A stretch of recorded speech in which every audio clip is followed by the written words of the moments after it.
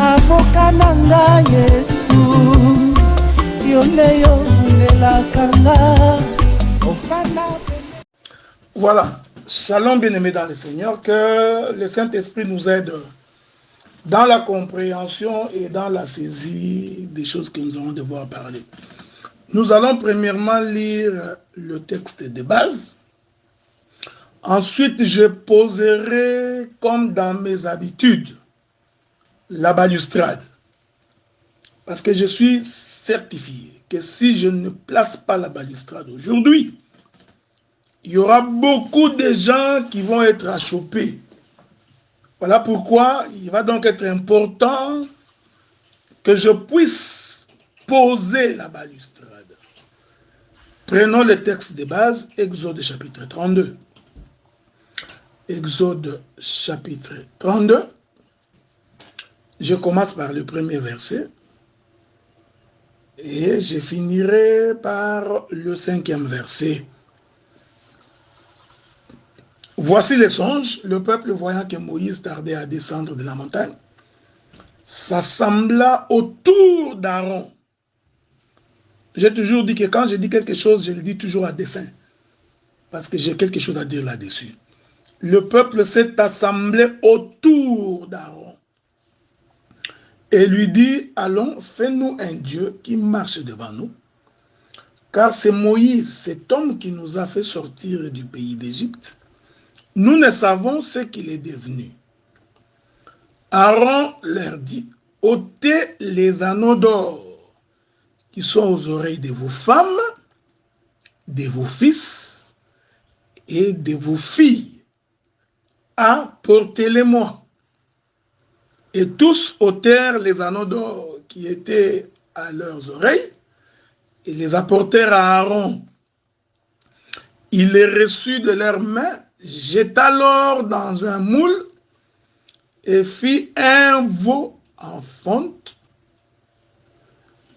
Et ils dirent, Israël, voici ton Dieu qui t'a fait sortir du pays d'Égypte. C'est le texte de base. Nous nous servirons donc de ces écritures pour nous permettre de voler, pour nous permettre d'aller rencontrer le Seigneur dans les airs. Mais permettez que je puisse poser la balustrade. Bien-aimés dans le Seigneur, je voudrais en guise d'introduction, si nous étions dans un tribunal, on aurait dû dire au greffier d'acter. Je voudrais qu'il soit acté, avant que je ne commence,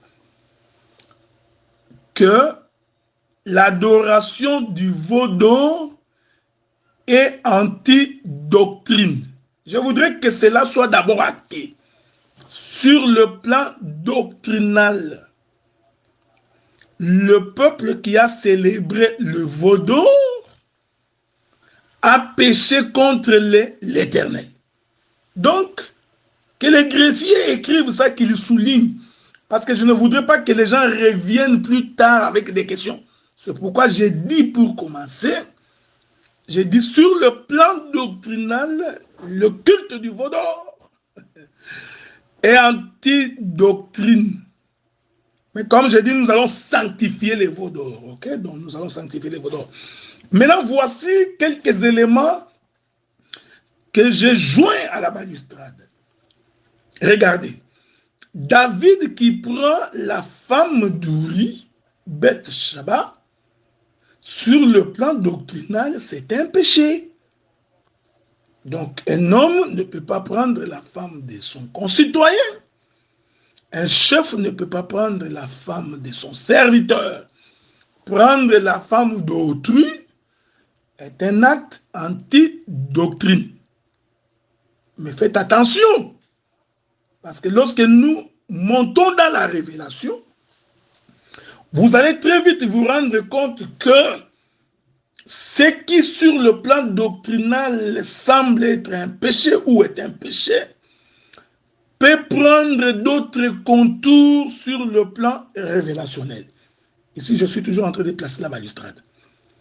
Nous comprenons que le frère David, la Bible dit qu'il s'éleva de sa couche le soir et il était sur le toit de sa maison.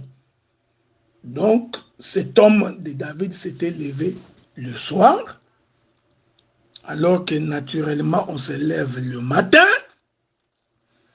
Mais cette écriture-là dit que c'était au soir que David s'éleva, et pendant qu'il s'est promené sur le toit de sa maison, qu'est-ce qu'il fait?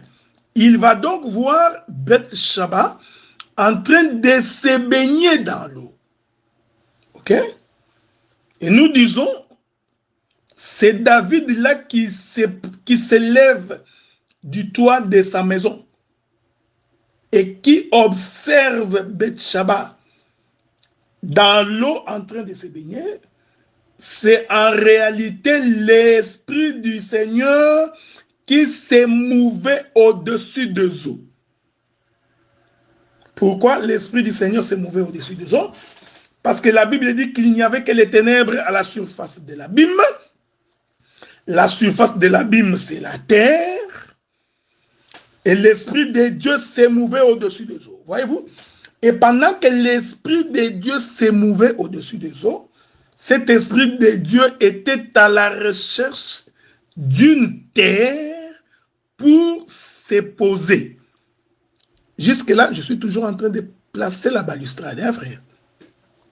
Donc, c'est David-là qui s'élève du toit de sa maison, jetant le regard sur terre, pour voir Bathsheba qui était dans l'eau. En fait, c'est l'Esprit du Seigneur qui est en train de se mouvoir au-dessus des eaux, qui est à la recherche de la terre. Parce que comprenez avec moi que Bathsheba est une terre, parce que la Bible dit que la femme est une terre, et c'est dans la terre qu'il faut venir poser la sémence. Et Bathsheba qui était en train de se baigner, est donc l'image de la terre qui était sous l'eau. Voyez-vous? Donc c'est l'image de la terre qui était sous l'eau. Il faudrait donc qu'au troisième jour de la création, que la terre sorte des eaux, afin que la sémence soit posée dans la terre. Donc, ce Bathsheba là, c'est aussi l'image de la femme, de la terre qui est sous l'eau. Voyez, ici, je suis en train de sanctifier l'acte que David avait posé. C'est une question pour nous de poser la balustrade, ok? C'est très important. Donc, remarquez que cette écriture nous renvoie à ce que le prophète Job dit. Souffrez, que je vous trouve une écriture. Il faut toujours souffrir pour une bonne cause. Donc la cause de l'évangile nécessite une souffrance. Prenons une écriture. Je prends Job chapitre 26, le verset 10, pour expliquer la même chose. Il a tracé un cercle à la surface des eaux, comme limite entre la lumière et le ténèbre. Il faut faire très attention. Le prophète Job dit que l'Éternel a tracé un cercle sur la surface des eaux.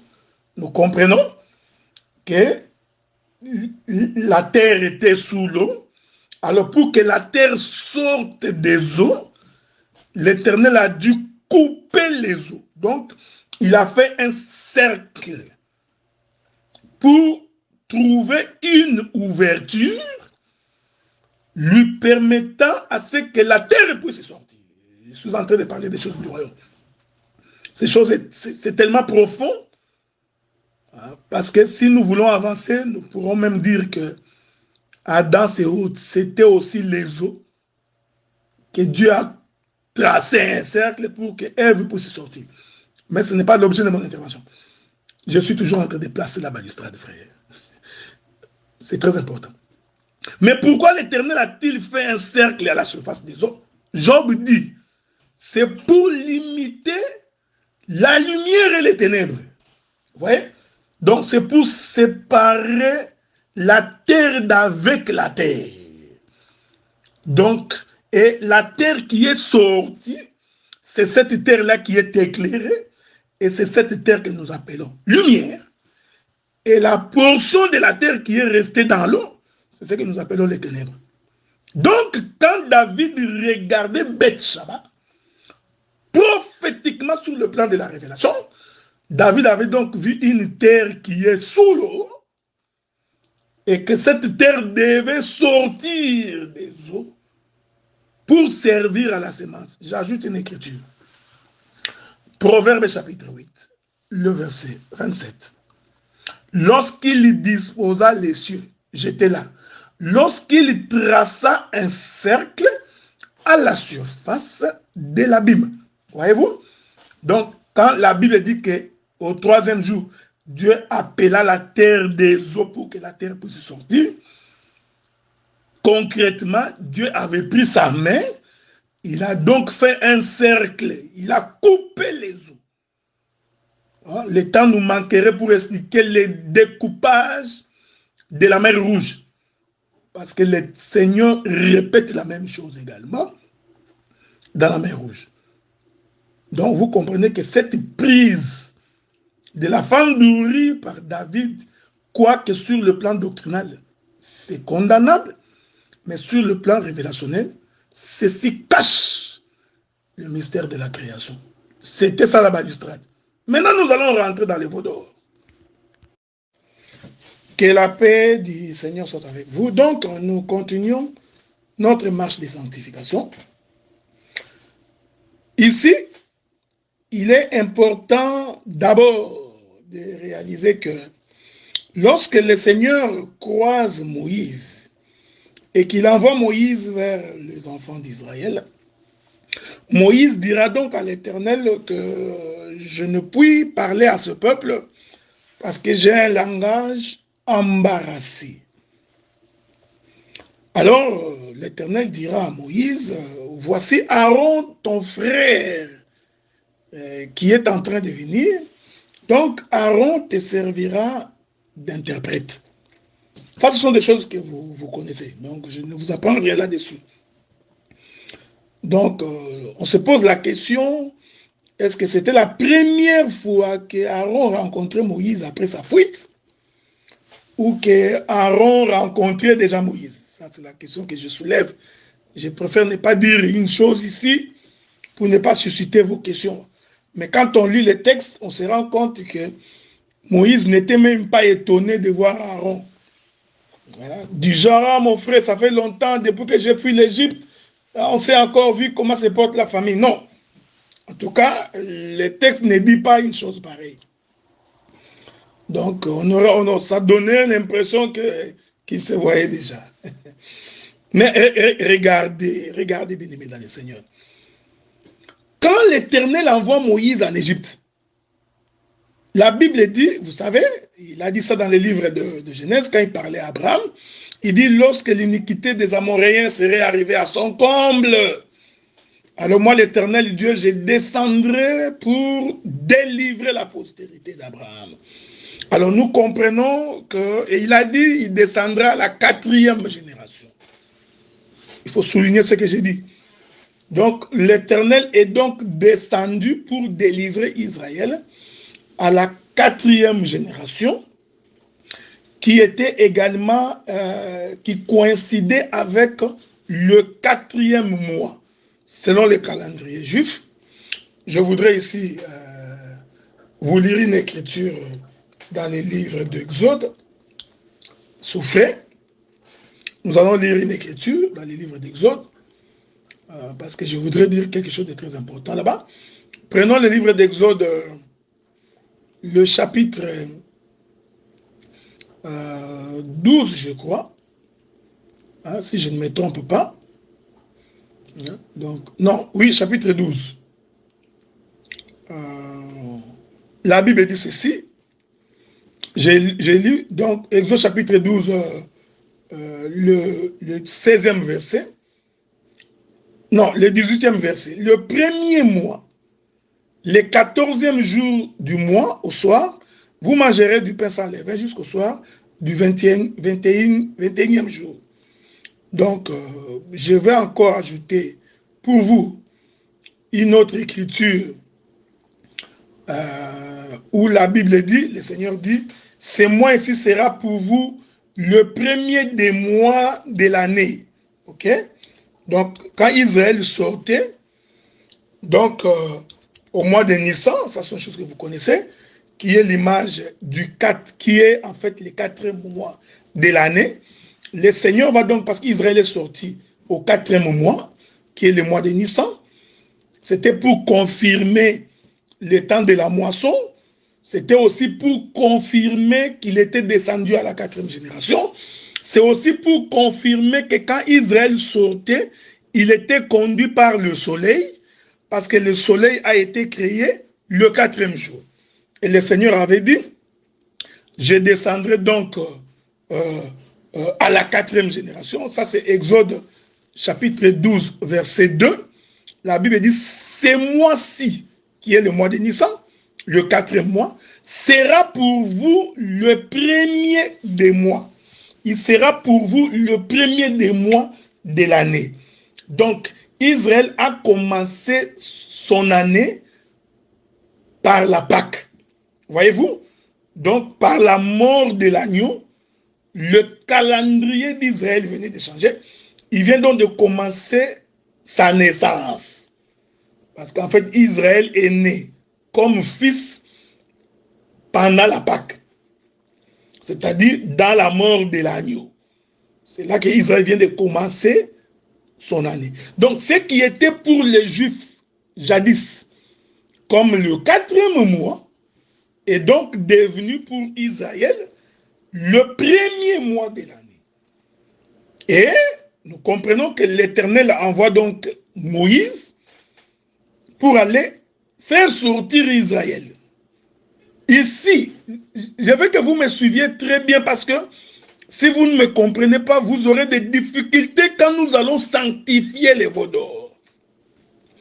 Maintenant, quand Moïse s'en va pour libérer Israël, Moïse dit à l'Éternel que j'ai la langue embarrassée. L'Éternel adjoint à Moïse le sacrificateur Aaron. Donc, quand ils sont allés en Égypte, ils sont allés Moïse et Aaron. Très important. Maintenant, qu'est-ce que Deutéronome dit à propos de Moïse? Deutéronome chapitre 33. Deutéronome chapitre 33. Je vais commencer par le verset 1er. Voici la bénédiction par laquelle Moïse, homme de Dieu, bénit les enfants d'Israël avant sa mort. Il dit, l'Éternel est venu du Sinaï. Il s'est levé sur eux de Séhir. Il a resplendi de la montagne des Paran. Il est sorti du milieu des saintes myriades. Il a de sa droite envoyé le feu de la loi. Oui, il aime le peuple. Tous ses saints sont dans ta main. Ils se sont tenus à tes pieds. Ils ont reçu tes paroles. Moïse nous a donné la loi, l'héritage de l'assemblée de Jacob. Verset 5. Il était roi en Israël quand s'assemblait le chef du peuple et les tribus de Moïse.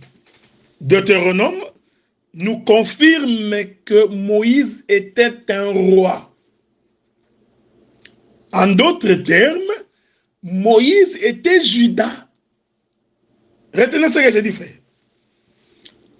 Donc, l'écriture de Deutéronome 33 nous présente donc Moïse comme étant le roi. Parce que vous savez, c'est le roi qui conduit le peuple. C'est le roi qui dirige le peuple. C'est le roi qui donne la direction au peuple. Genèse chapitre 49, je vais relire cette écriture. Ce sont des choses que vous connaissez. Je suis juste en train de mettre les pions du puzzle ensemble pour que nous puissions bien nous faire comprendre. Parce qu'une fois que l'animal du sacrifice est coupé, il faut que le sacrificateur soit capable de réunir les morceaux qu'on a coupés. Ok? Genèse 49, La Bible dit dans le verset 8, Judas, tu recevras les hommages de tes frères, ta main sera sur la nuque de tes ennemis, les fils de ton père se prosterneront devant toi. Judas est un jeune lion, voyez-vous, qui revient du carnage, mon fils, il ploie les genoux, il se couche comme un lion, comme une lionne qui le fera lever. Le sceptre ne s'éloignera point de Judas, donc c'est le bâton du commandement, ni les bâtons souverains d'entre ses pieds, jusqu'à ce que viennent les Shiloh et que le peuple lui obéisse. Je reprends ça. Les sceptres ne s'éloignent point de Judas, ça c'est les sceptres. Ensuite, ni les bâtons souverains. Il faut bien lire l'écriture. Donc, parce qu'ici, on présente Judas à la fois comme le roi qui a le bâton du commandement. Or, vous savez, Judas, il est le 4e fils de Jacob. Donc, nous disons, quand l'Éternel descend à la 4e génération, il descend comme un buisson ardent, que j'ai expliqué la fois passée que le buisson ardent, c'était le soleil sur la terre. Donc, l'Éternel descend à la 4e génération, il descend comme le soleil, lequel soleil a été créé le 4e jour. Ensuite, il envoie Moïse. Il a envoyé Moïse comme roi. Je précise encore. Il envoya Moïse comme le roi pour délivrer le peuple. Mais Moïse dit, je ne peux pas aller seul. Il me faudrait donc quelqu'un parce que j'ai la langue embarrassée. Alors intervient Aaron. Je voudrais préciser que c'est le Seigneur qui avait choisi Aaron. Aaron ne s'était pas proclamé pour aller avec Moïse en Égypte. Aaron est venu parce que Dieu lui-même s'est choisi Aaron pour l'associer à Moïse. Et nous disons, Moïse qui va en Égypte, il va donc comme étant le roi, c'est-à-dire comme étant Judas, il va donc comme étant le chiffre 4. Est-ce que vous me suivez? Maintenant, Aaron, qui va avec Moïse, il va donc comme étant le souverain sacrificateur. Donc, Aaron va comme Lévi. Donc, quand ils sont allés en Égypte, c'était Judas qui marchait avec Lévi. Je vous reviens. Que le Seigneur vous bénisse. Nous continuons notre marche vers Canaan. Donc, nous avons aujourd'hui et demain pour parler. Donc, nous allons y aller doucement. Je vous avais dit qu'il y a tellement de choses à dire ici que je crois que ce que nous dirons va être l'essentiel. Mais si le Seigneur nous prête vie, même plus tard, dans des séminaires ou dans des conventions, nous pourrons toujours revenir sur ces choses. Parce que nous croyons que la connaissance devrait augmenter parce que c'est une promesse faite au saint. Donc, aujourd'hui, il faut considérer que la connaissance de la parole a augmenté. Et voilà pourquoi je suis certifié que les générations futures ne cesseront de nous étonner quant à la saisie et à la compréhension de l'écriture. Je crois, vous savez, même quand David était devenu vieux, donc son général de l'armée a dit, David, quand tu étais jeune, tu sortais tout le temps au combat. Maintenant que tu as vieilli, nous allons te garder pour que les jeunes aussi se lancent dans la carrière. Nous pensons que dans cette œuvre, à un moment donné, il faudrait reconnaître les grâces qui émergent et en être fiers, parce que les dons nous est donné pour l'utilité commune. Voyez-vous, quand vous avez des frères, des prédicateurs qui prêchent bien, il faut les encourager. Et quand on vieillit, on doit laisser la place à la génération. C'est l'ordre naturel des choses, quoi. Donc, et ceux qui viennent avec la connaissance augmentée ne viennent pas pour dénigrer ceux qui les ont précédés. Loin de là. C'est juste pour apporter un plus Parce que nous croyons que nous tendons vers Canaan. Et l'Égypte est restée de plus en plus loin et nous nous approchons de Canaan. Vous voyez? Donc il y a des prédications qui ont été prêchées quand nous avions traversé la mer Rouge. C'est tout à fait normal, on venait de traverser la mer Rouge. Donc il y a de ces prédications qu'on prêchait à cette époque-là, qui étaient des prédications de ces peuples qui viennent de traverser la mer Rouge. Mais vous savez, après avoir traversé la mer Rouge, à un moment donné, Josué dit non, avant d'entrer en Canaan, nous devons déshabiller tout le monde et aussi faire une nouvelle circoncision. Parce que nous croyons qu'il y en a certains qui sont sortis incirconcis. Voyez-vous? Donc, et qu'il devait y avoir encore un autre dénombrement avant de traverser les Jourdains. Donc, c'est qui est tout à fait normal. Je reviens pour dire ceci, que Moïse qui va en Égypte, il va donc comme le roi. Mais remarquez une chose, l'écriture que je vous ai lue, la Bible dit que, Genèse 49, verset 10, les sceptres ne s'éloignera point de Juda, ni les bâtons souverains.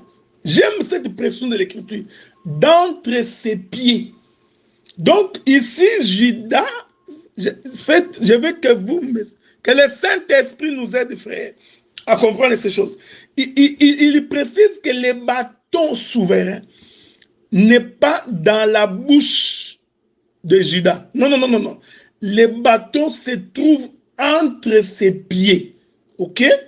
Or, nous savons, le psalmiste David dit, ton bâton et ta houlette me rassurent. Or, nous savons, selon le livre des Hébreux, que la foi est une ferme assurance des choses que l'on espère, une démonstration de ce que l'on ne voit pas. Et l'écriture de surenchérir, la foi vient de ce que l'on entend, et ce que l'on entend vient de la parole de Christ. Donc, nous comprenons, l'assurance se trouve dans la parole. Donc, les bâtons, qui est l'assurance du roi David, en réalité, c'est la parole. Maintenant, nous allons ici, je retourne, frère, nous voulons sanctifier les vaudors. Remarquez, je retourne maintenant pour dire que l'écriture dit que les bâtons souverains, voyez-vous, c'est-à-dire la parole, les bâtons souverains d'entre ses pieds. Donc, c'est en d'autres termes, la parole du roi de Juda se trouve entre ses pieds. Je me réserve ici parce que nous savons que le roi a deux pieds et c'est entre ces deux pieds que les bâtons se trouvent. Est-ce que vous avez remarqué cette chose? Oh, les bâtons étant la parole ne peut sortir que de la bouche. Frère, je m'excuse beaucoup parce que je sais que les gens sont habitués de fois à répéter des enseignements qu'ils ont écoutés pendant des années. Voyez-vous, il y en a beaucoup qui choisissent les sentiers des prophètes. Mais deux fois, quand on est ministre de la parole, comme ruminant, on ne peut pas... Quand vous ruminez, vous ne pouvez pas ruminer la nourriture telle que vous l'avez mangée. Donc, c'est pourquoi Dieu a créé les ruminants. Donc, tu manges, mais quand tu rumines, tu fais sortir la nourriture, mais mélangée avec les substances de ton propre estomac. C'est ça être ministre. C'est pourquoi j'ai toujours dit que les ministres perroquets ne sont pas ministres. Je suis désolé. Quand tu répètes comme un perroquet, tu n'es pas ministre de la parole. Les ministres est un ruminant. Il mange, la nourriture est mélangée avec la sève de son estomac. Quand il rumine, c'est autre chose. Ah, vous comprenez? Je reviens, frère. Je reviens pour continuer, pour dire ceci. Remarquez. Donc, ici, on dit que les bâtons se trouvent dans les pieds. En d'autres termes, le roi Juda ici, qui est considéré comme étant le roi, sa bouche se trouve entre ses pieds. Parce que les bâtons étant considérés comme étant la parole, l'état nous manque. Vous savez que c'est avec les bâtons que les bergers conduit le troupeau. Il rassure le troupeau. C'est avec les bâtons qui donnent la direction au troupeau. Or, ces choses sont allégoriques pour nous enseigner que les véritables bâtons qui nous donnent la direction, qui nous rassurent, qui conduisent nos pas, c'est la parole. Or, la parole sort de la bouche, c'est-à-dire de la tête. Est-ce que tu as vu ça? Voilà. La parole sort de la bouche. La bouche se trouve dans la tête. En d'autres termes, la bouche, c'est le sommet de la montagne. J'aime ça. Donc, la bouche, c'est le roi. Hein, frère, la bouche, c'est le roi. Je t'ai pris que tu me suives attentivement pour que tu sois capable de voir les vies. Donc, la bouche, c'est la tête du roi. C'est là que le roi ordonne, il commande. Mais dans la prophétie de Genèse 49, on dit que ce bâton-là qui est symbolisé par la bouche doit se trouver entre ses pieds. Prophétiquement, l'Écriture veut nous faire comprendre que la tête descendra sur la terre. Voyez-vous, frère, hein? Les pieds qui prêchent, les ailes de l'évangile. Vous remarquez? Prophétiquement, cette Écriture nous renseigne que la tête descendra sur la terre. Donc, nous entendrons la bouche parler sur la terre. Vous voyez? C'est pourquoi Jésus circulant dans les rues de Galilée, il dit, le royaume des cieux est descendu. Le royaume des cieux est au milieu de vous. Heureux êtes-vous, car plusieurs ont désiré écouter ce que vous écoutez. Pendant ce temps, c'était la bouche sur la terre. C'est ça les bâtons entre les pieds. Hein? Je préfère ne pas expliquer. Oh, frère, quand les bâtons descendent sur le pied, c'est les vies. C'est la sacrificature. Remarquez, ne vous en faites pas, frère. Si tu n'as pas compris maintenant, tu comprendras parce que la marche n'est pas finie. Je continue. Je continue calmement. Donc, la marche n'est pas finie. Donc, sois en paix. Je viens. Regardez maintenant. Quand ils sont allés en Égypte, vous voyez, à Moïse était la bouche, c'était le sceptre du commandement. Aaron, c'était le bâton entre ses pieds. Suivez-moi bien. Hein? Parce que je vous ai dit que quand Aaron s'en va, quand Moïse se rend en Égypte, il y va comme le roi, d'après Deutéronome chapitre 33. Il y va donc comme le roi. Ouais, parce que c'est le roi qui dirige. Mais l'Éternel s'arrange pour qu'il n'aille pas seul. Il lui donne les pieds. Les pieds ici, c'est Aaron. Voyez-vous, parce qu'il a dit que mon langage est embarrassé. Le peuple ne comprendra pas parce que je parlerai du haut de la montagne. Vous voyez, c'est la bouche qui parle là-haut. Mais pour que cela soit accessible à ceux qui sont qui sont au bas de la montagne, pour que cela soit accessible au peuple qui vit au bas de la montagne, il faut donc qu'Aaron soit là, qu'Aaron soit l'interprète. Je n'entre pas dans les cantiques populaires, hein, les chansons de tous les jours. Dieu a tant aimé le monde qu'il a donné son Fils unique, afin que quiconque croit en lui. Ça, c'est une chanson populaire. Donc, je ne voudrais pas dire que Aaron, c'est le Saint-Esprit qui interprète la parabole qui est Moïse. Non, non, non, non. Je ne prends pas ce chemin-là. C'est le chemin de commun des mortels. Okay? Je crois que ça, tout le monde connaît ça. Donc, j'explique que... bon, je vous reviens. Il y a tellement de choses à dire que je vous reviens. Ok? Je vous reviens. Que le Seigneur vous couvre de son ombre et de sa présence. Il y a des choses que je ne peux pas laisser passer parce que quand je sens l'inspiration, il faut que je revienne, frère, il faut que je revienne. Quand je sens je sens un vent qui souffle, un vent impétueux, il faut que je revienne. Il faut que je revienne là-dessus. Je disais, frère, je disais tantôt là que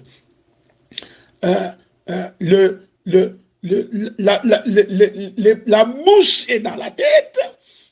Cependant, on nous dit que ce sceptre du commandement, hein, du souverain est entre ses pieds. Ok? En d'autres termes, la bouche a fait le voyage. C'est ça le bâton. Hein? Parce que quand vous prenez le roi, j'aime ces choses. Quand vous prenez le roi, vous allez remarquer que le roi, il a son bâton entre ses mains. Souvenez-vous d'Esther. Ok? Souvenez-vous d'Esther. Quand Esther voulut rencontrer le roi a donc tendu le sceptre entre ses mains pour que Esther puisse toucher les bouts de son bâton. Donc, quand le roi commande, il a donc le bâton du commandement dans sa main. Beaucoup de gymnastique, hein? Nous changeons de bande d'autoroute ici. Mais, ici, on nous dit que le bâton est entre ses pieds. En d'autres termes, le bâton a donc fait le voyage du haut vers le bas. Vous voyez? Pour que le bâton se retrouve entre les pieds du souverain, entre les pieds du roi, il faut donc que le bâton quitte la main, j'aime ces choses, la main du roi, et descende aux pieds. Ce que j'ai dit, c'est Moïse et Aaron, ok? Regardez-moi bien. Je veux que tu me regardes bien, frère. Ah, mon bien-aimé Oscar, regardez. Donc, le bâton descend entre les pieds du roi. La Bible dit d'entre ses pieds. Oh, vous vous souviendrez. Ici, je parle dans la maison. Je cours pour ne pas perdre de mon temps. Vous vous souviendrez que l'Éternel, lorsqu'il avait dit à Moïse de construire le tabernacle, l'Éternel avait dit que dans les lieux très saints, il y aura donc l'arche de l'Alliance, dans lequel doit se trouver la verge d'Aaron qui avait fleuri la manne et la table de commandement, et qu'au-dessus de l'arche, on mettra donc un propitiatoire, et l'Écriture dit, sur le propitiatoire des deux côtés, nous aurons deux chérubins, vous vous souvenez? Et Dieu dit à Moïse, c'est entre les propitiatoires que je te parlerai. Voyez-vous, frère? Oh, je vous ai dit, alléluia. Oh, je vous ai dit que le bâton, c'est la parole. Hein? Le bâton, c'est la bouche de l'Éternel. Et ce bâton se trouve entre ses pieds, les deux pieds. Donc, nous comprenons que ici, les pieds de Judas, frère, c'est le lieu très saint. Et le bâton, ici, c'est Dieu qui parle du haut des propitiatoires entre les deux chérubins. Est-ce que puis-je, me permettez-vous, que j'aille trouver cette écriture, ok?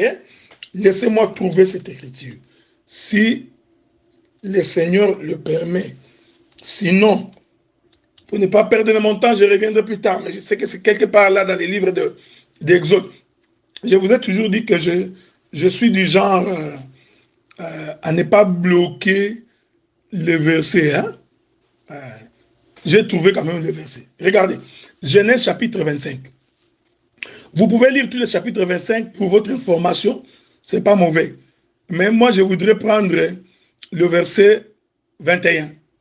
Là-bas, tu mettras les propitiatoires sur l'arche.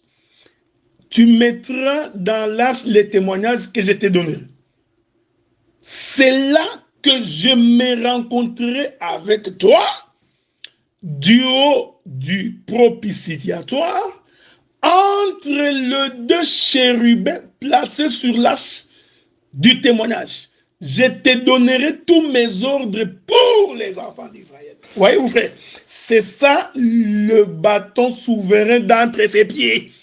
Donc, ici, le pied ici sont symbolisés par les deux chérubins. C'est pourquoi, permettez que nous fassions une petite chute libre. Des fois, la gymnastique, ce n'est pas mauvaise. Quelques exercices corporels, ce n'est pas mauvais pour la santé. Donc, nous allons donc faire une chute libre pour aller revisiter le jardin. Quand le Seigneur a donc chassé Adam du jardin, la Bible dit qu'il va donc placer deux chérubins protecteurs à la portes du jardin afin d'empêcher l'homme de toucher à l'arbre de vie. En réalité, les deux anges, les deux chérubins, étaient... les deux chérubins, en réalité, servaient de protection pour l'arbre de vie. Or, l'arbre de vie, vous voyez, c'est les bâtons. Avez-vous remarqué cette chose? Remarquez, bien aimé dans le Seigneur. C'est pourquoi nous disons, les temps nous manqueraient pour expliquer que les pieds, c'est aussi la croix. Voilà pourquoi sur la croix, quand on a crucifié Jésus, nous disons, cette crucifixion, c'était l'Éternel sur le propitiatoire. Et de deux côtés, il y avait deux brigands. Faites attention. Voyez-vous, frère? Parce que nous pouvons balancer la nuée. Surtout quand les vents soufflent de l'Orient. Parce que les deux là aussi représentent les deux pieds. Et au milieu de ces deux pieds, nous avons le bâton du souverain. Et on entend la voix de l'Éternel par l'homme du milieu. Remarquez ces choses. Bon, regardez bien dans le Seigneur. Maintenant, quand ils vont en Égypte, Moïse et Aaron, j'insiste, parce que vous voyez, aujourd'hui, je suis en train de parler, parce que quand nous allons sanctifier les veaux d'or, ça va être facile pour vous. Parce que si j'avais commencé directement par sanctifier, je crois que beaucoup auraient des difficultés. Voilà pourquoi j'ai fait toute cette démarche ici, comme Noé, afin que même les caméléons puissent entrer dans l'arche, même les vers de terre puissent entrer. Donc nous prenons notre temps, doucement comme Noé, pour que quelqu'un nous saisisse. Quand ils sont arrivés en Égypte, regardez ce qui va arriver. L'écriture que nous avons lue avec vous nous fait comprendre que les enfants d'Israël sont allés dépouiller Israël. Ils ont récupéré les bijoux, les boucles d'oreilles. Je vais rentrer dans les livres d'Exode. Je vais me réserver de ne pas faire le travail des apôtres pour ne pas avoir de conflit avec eux. Mais comme ministre de la parole, il sait que je relève un certain nombre de faits. Ok? Il sait que je relève un certain nombre de faits. Regardez.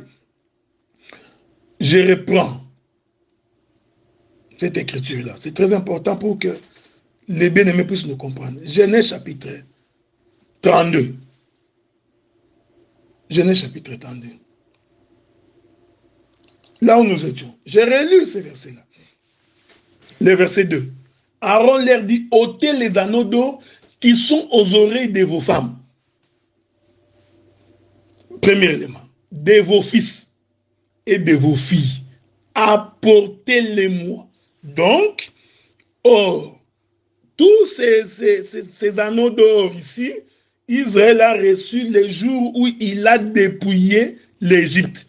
Donc, quand Israël sortait de l'Égypte, ils sont allés récupérer les boucles d'oreilles, les anneaux, toutes ces choses-là, auprès des Égyptiens. Ok?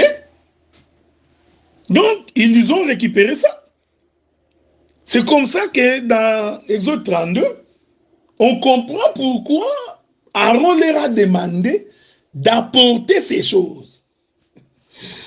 Voyez-vous, frère? Donc, c'est pourquoi je l'ai dit à dessein, même en termes de provocation. Je l'ai dit même en termes de provocation. Si un prédicateur prêche que l'or est un péché, alors je crois qu'il n'a pas compris les Écritures.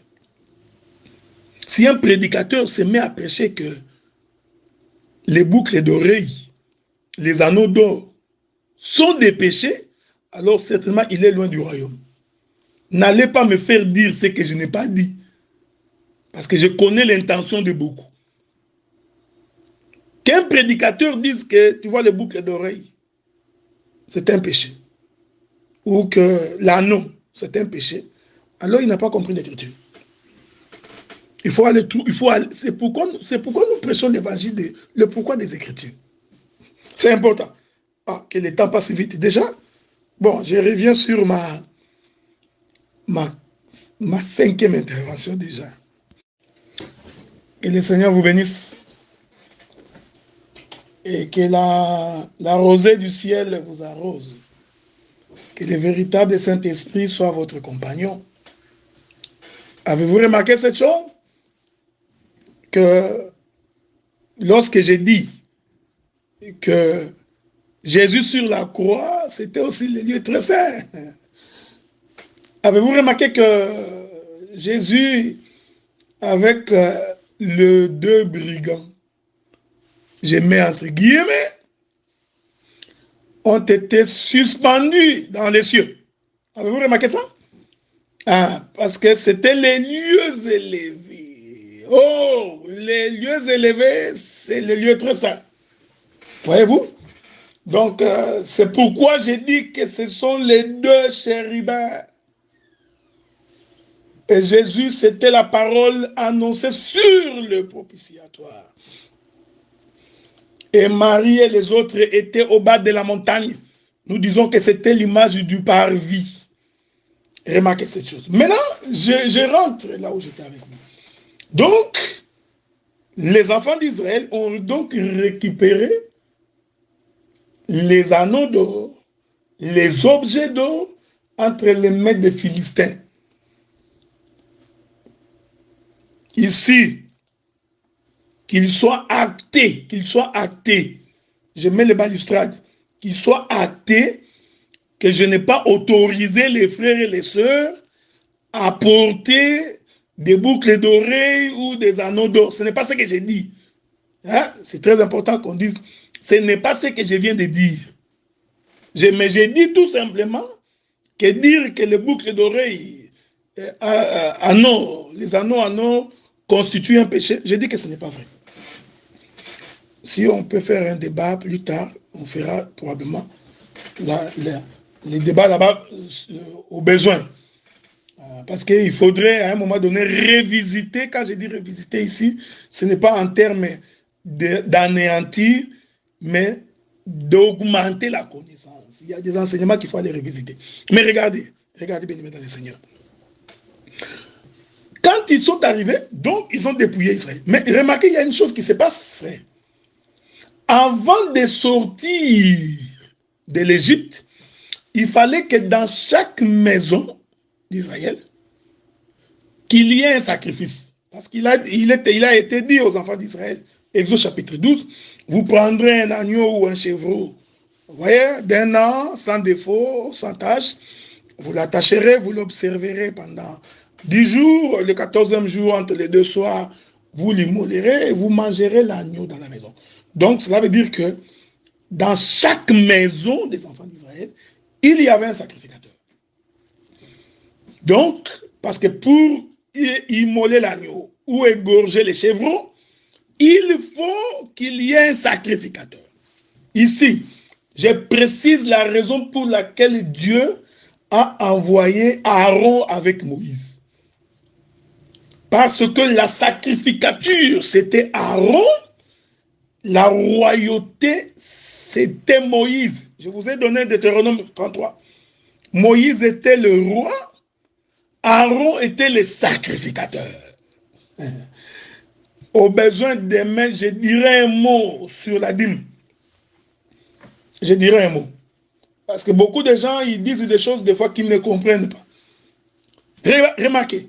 Donc, quand Moïse et Aaron allaient en Égypte, frères bien-aimés dans le Seigneur, c'était un double sacerdoce qui s'en allait. Il y avait à la fois le sacerdoce royal, porté par Moïse, et il y avait aussi le sacerdoce lévitique ou aaronique, porté par Aaron. Donc, ceux qui sont descendus en Égypte, c'était Juda et Lévi. Voyez-vous, frère, je dis ça en d'autres termes. C'était le chiffre 4 et le chiffre 3. Je ne voudrais pas dire le chiffre 12. Parce que nous risquons d'entrer dans beaucoup d'enseignements. Donc, cette descente en Égypte, là, frère, parce qu'Israël a demandé un roi, fais-nous un Dieu. Parce que, et regardez, frère, Je voudrais vous rappeler qu'Israël n'a pas demandé le veau d'or. Non, ce n'est pas ce qu'Israël avait demandé. Tout ce qu'Israël avait demandé qu'on leur fasse un Dieu. Est-ce qu'on peut? Voulez-vous que je vous lis cette écriture-là? Attendez. Ah. Exode 32, premier verset. Le peuple, voyant que Moïse tardait à descendre de la montagne, s'assembla autour d'Aaron et lui dit, ainsi fais-nous un Dieu.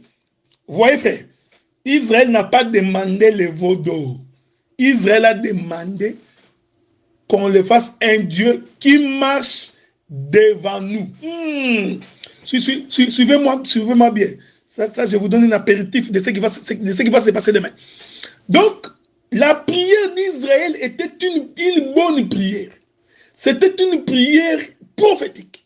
La prière voudrait que Dieu descende à Aaron.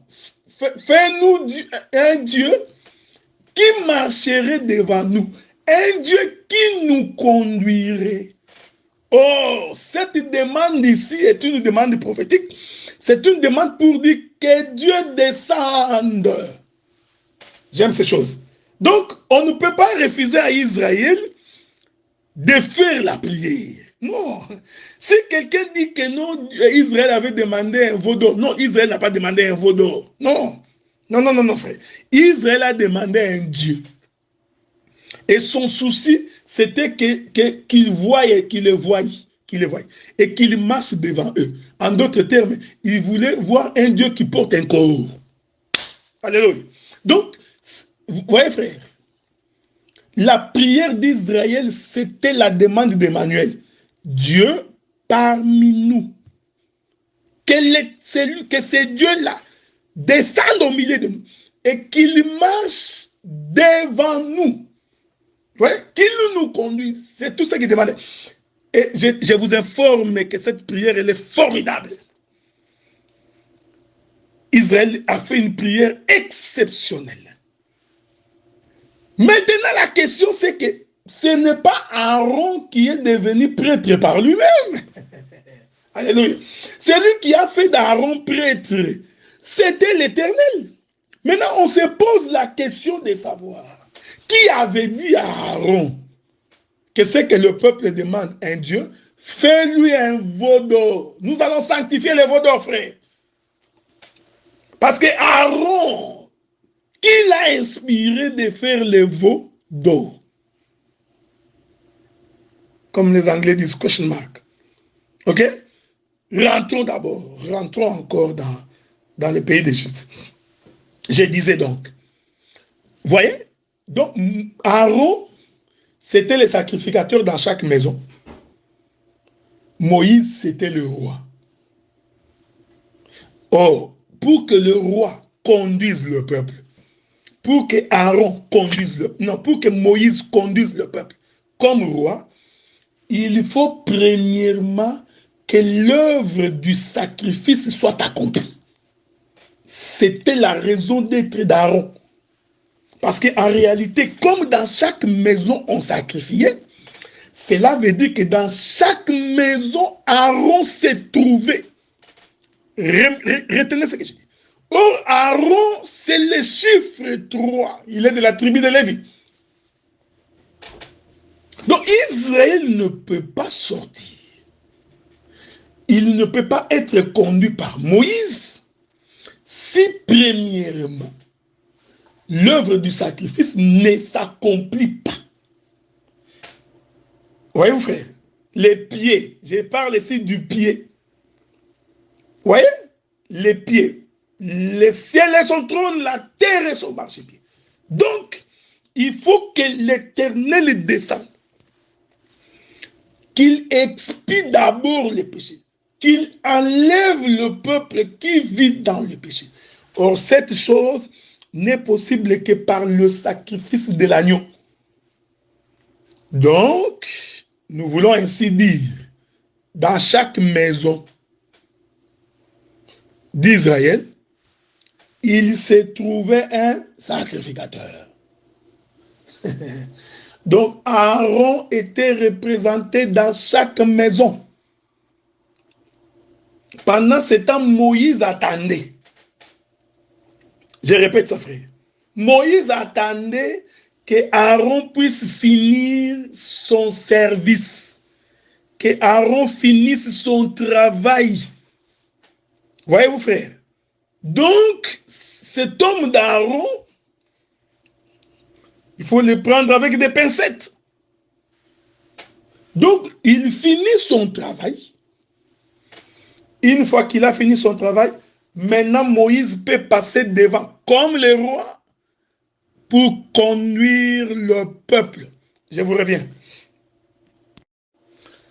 Voilà, que la paix du Seigneur soit avec vous. Donc, j'entame donc la dernière partie de mon intervention, donc la 6e partie pour faire... j'ai débordé, hein, je crois que je dois avoir fait 1h20 ou 1h25. Nous nous en excusons pour cela. Mais c'était pour une cause noble. C'était salutaire pour notre âme. Donc, je suis en train d'atterrir pour aujourd'hui parce que nous allons continuer demain. Je vous ai fait remarquer que lorsque Moïse et Aaron descendent en Égypte, en réalité, c'est 2 sacerdoces qui font le voyage. Il y avait la royauté, les sacerdoces royales représentés par Moïse, et il y avait les sacerdoces lévitiques représentés par Aaron.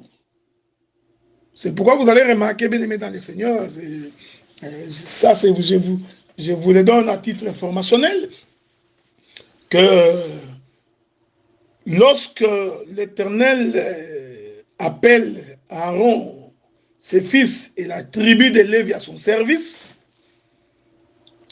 vous allez remarquer qu'à cette époque-là, la tribu de Juda n'intervenait pas. Ok? Donc, pour servir au temple, il faudrait donc être de la tribu de Lévi, le chiffre 3. Mais vous remarquerez que celui qui va venir organiser le chantre, celui qui rentre dans la chambre lévitique pour organiser la marche de l'arche, c'était David. Je ne sais pas si je vous trouverai cette écriture-là. Ça doit se trouver dans les livres de 1 Chronique, hein, à moins que je ne me trompe. Hein, donc, quand vous prenez les livres, je prends 1 Chronique, 1 Chronique chapitre 15. Mais si vous voulez lire, vous pouvez lire presque tous les livres de 1 Chronique, vous aurez des détails. Mais je vais prendre juste quelques éléments afin que nous puissions bien nous faire comprendre. 1 Chronique chapitre 15. Je prends le verset 11. David appela les sacrificateurs. Ce David-là, il n'est pas lévite. Il est Juda. Voyez-vous, frère? Voyez? C'est important ce que j'ai dit, frère. C'est très important de la marche. Il dit, David appela le sacrificateur. Parce que ces éléments, je suis en train de les poser pour comprendre les veaux d'or. J'ai dit ceci. David appela les sacrificateurs Sadok, Abiatar et les Lévites, Uriel, Azacha, Joël, Jeméja, Eliel et Aminadab. Il leur dit, vous êtes les chefs de famille des Lévites. Sanctifiez-vous, vous et vos frères. Faites monter à la place que je leur ai préparée à l'arche de l'Éternel, du Dieu d'Israël. Oui, je vais finir par le verset 16. 1 Chronique 15, verset 16. David dit aux chefs des Lévites de disposer de leurs frères le chantre avec des instruments, des musiques, des luttes, des harpes, des cymbales, qui devaient faire retentir des sons éclatants en signe de réjouissance. Nous voyons David qui vient organiser les services dans la chambre lévitique. Vous voyez? Donc, le chiffre 4 qui marche avec le chiffre 3. C'est pourquoi un jour, David, revenant du combat, vient avec ses hommes. Il entre pour aller manger le pain consacré dans le lieu saint. Alors qu'il est dit que ne pouvait entrer dans le lieu saint qu'un sacrificateur, qu'un lévite. Mais nous verrons le roi, ouais, le chiffre 4, qui entre. Et David a organisé le chantre. Voilà pourquoi aujourd'hui nous avons toujours pensé, si quelqu'un dans l'église fait les choses à la manière de Lévi, alors c'est qu'il est vraiment en retard. Aujourd'hui, nous pouvons organiser les services dans l'église. Ouais, c'est ça le sacerdoce royal. Ça peut s'organiser. Il faut qu'il y ait de l'ordre dans une église. On reviendra là-dessus.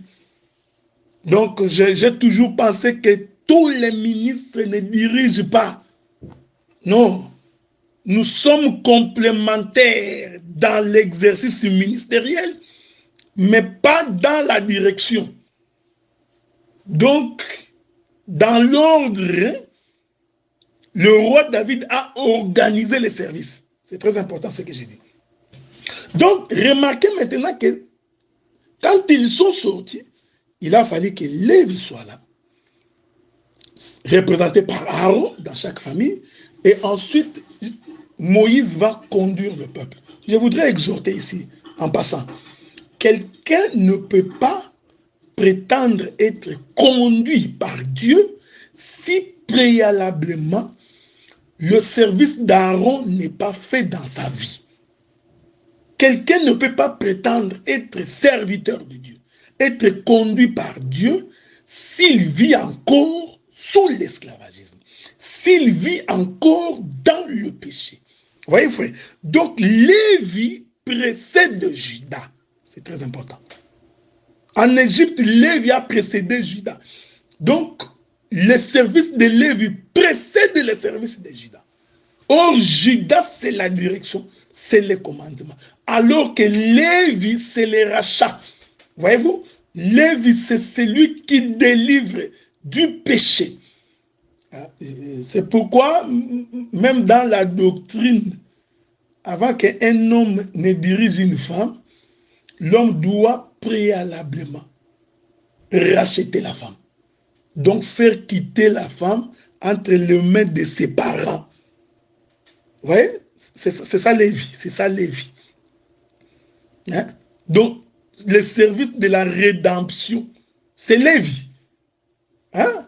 Donc, une fois que nous sommes sauvés, nous sommes délivrés, nous avions quitté l'Égypte par l'œuvre de la croix, par le sacrifice de l'agneau, c'est alors que maintenant Judas peut nous conduire.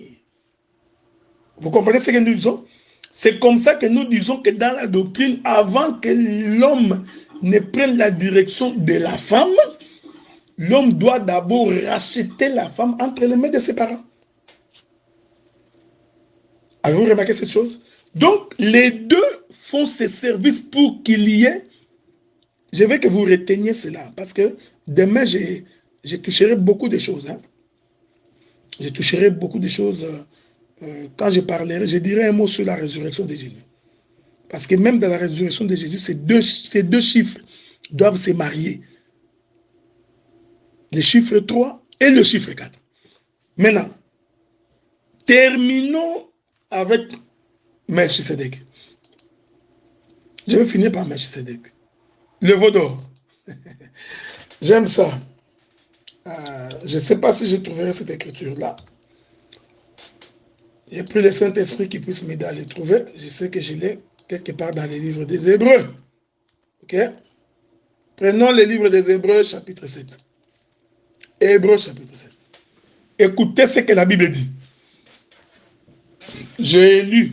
Pardon, je suis en train de lire pour vous. Je lis pour vous. La Bible dit ceci. En effet, c'est Melchisedec, roi de Salem. Première étiquette. Melchisedec. Parce que ici, vous allez comprendre que Moïse et Aaron qui vont en Égypte, c'était Melchisedec. Alléluia.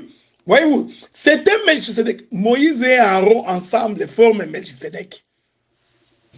Je prends le livre des Hébreux. En effet, c'est Melchisedec, roi de Salem. Voyez-vous, Melchisedec était roi, virgule, sacrificateur du Dieu très haut. Ah, avez-vous remarqué ça? Donc, Melchisedec était à la fois Judas et Lévi. Il était Judas par le fait qu'il était roi de Salem. Il était Lévi parce qu'il était sacrificateur du Dieu très haut. J'en parlerai demain. Parce que la Bible dit que c'est auprès de ce Melchisedec qui alla au-devant d'Abraham lorsqu'il revenait de la défaite du roi, qu'il est béni, à qui Abraham donna la dîme de tout. Virgule. Qui est d'abord roi de justice. Je précise.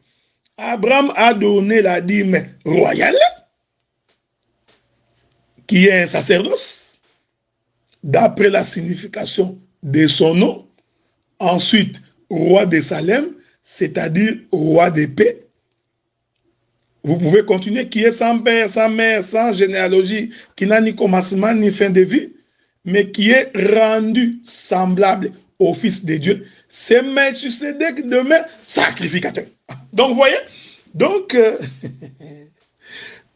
alléluia, que le Seigneur soit béni. Donc, quand Abraham est en train de donner sa dîme à Melchisedec, remarquez que Melchisedec avait une double étiquette. Il était à la fois roi et sacrificateur. Donc, il était à la fois Judas et Lévi. Ouais, je reviendrai demain. Je reviendrai demain pour poser ma pensée sur la question de la dîme. Donc, Abraham a donné deux sortes de dîmes. Celui qui a perçu cette dîme l'a perçu de deux manières.